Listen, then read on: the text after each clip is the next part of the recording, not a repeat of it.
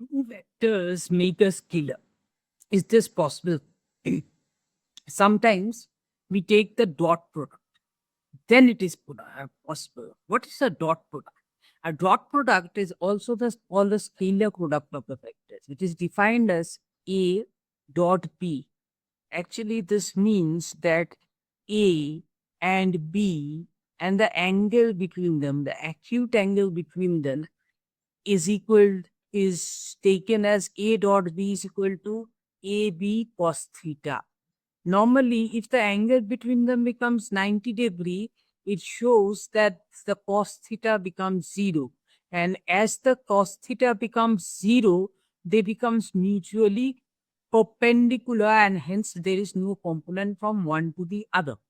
This is commutative and distributive. Commutative means what? The multiplication of A into B is equal to B into A. Similarly, this dot product is A dot B is equal to B dot A. Similarly, distributive means A into B plus C is equal to A into B plus C. Now, the work done by a force in a displacement with a displacement R is given by F dot R. F is given as 12 newtons in the upward direction, and the displacement is given in the downward direction in 2 meters. We have to mark that the angle between them is 180 degrees. So, if R cos theta, this F is 12, R is 2, that is 24, but cos 180 is minus 1.